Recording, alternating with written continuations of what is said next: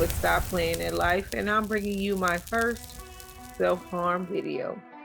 August Ames committed self-harm and extinguished her own life following a controversy regarding a tweet she posted that many perceived as homophobic in December of 2017 at the age of 23.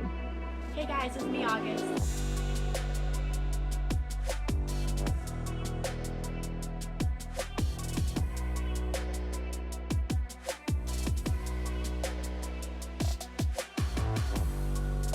August Ames was born Mercedes Grabowski on August 23, 1994 in Canada, in a small town of Antigonish, Nova Scotia, with a population of 5,000 or less.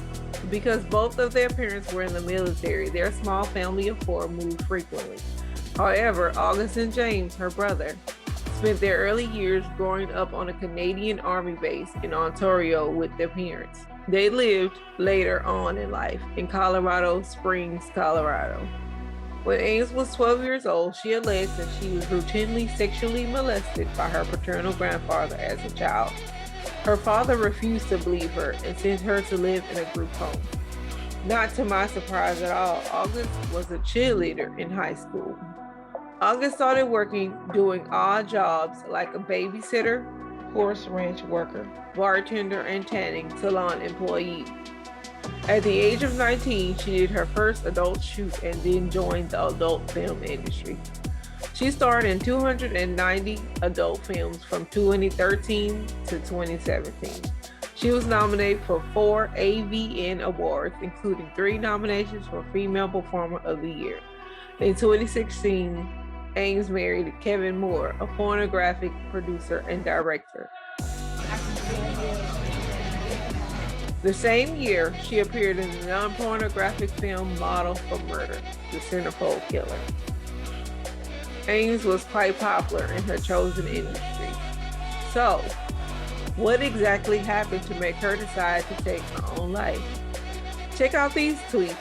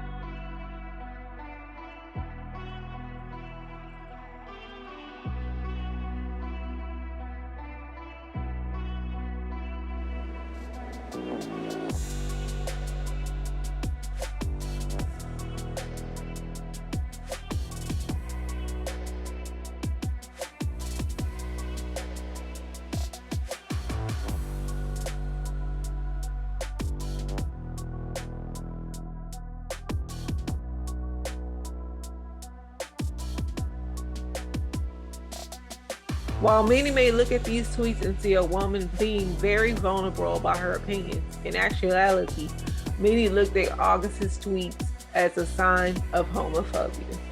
I dare say, yes, I'll say it, the hateful replies to her were downright distasteful and on the side of bullying.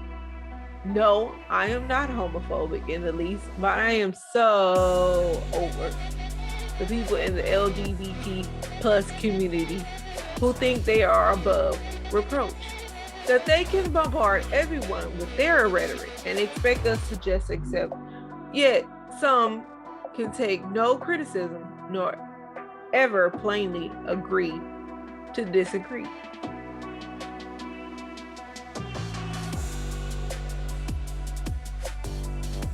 Despite being quite popular and a ray of sunshine to most people in her life, August on December 5th, 2017 decided to leave the earth through asphyxiation. Her body was discovered in a public park close to her home in Camarillo, California. The medical examiners confirmed her cause of death was suicide by hanging. Like myself, Ames' family and friends attributed her death to cyberbullying. Given what I've learned about August Ames and her background, I'm questioning if this tragic event could have been avoided had she looked further into her own mental health. August's mother suffered from bipolar disorder. More often than not, parents genetically pass on their disorders to their children. In the past, Ames had discussed about having struggles with depression before her death. Weeks prior to her death, she said, and I quote, "Some days I'll be fine, and I'm not doing anything. I'll get these awful flashbacks of my childhood, and I get very depressed, and I can't get out of bed and cancel my scenes for like a week or two." Ames says she had a history of bipolar depressive disorder and dissociative identity disorder, better known as multiple personality disorder, due to her traumatic childhood.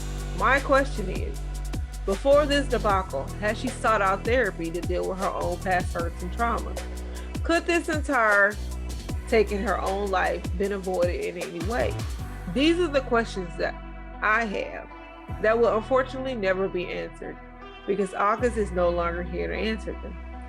Listeners, if you remotely believe you could easily take your own life if you were in a similar situation, I encourage you to seek out counseling or therapy now. You shouldn't ever have to be in a place on the brink of giving up and following through like August.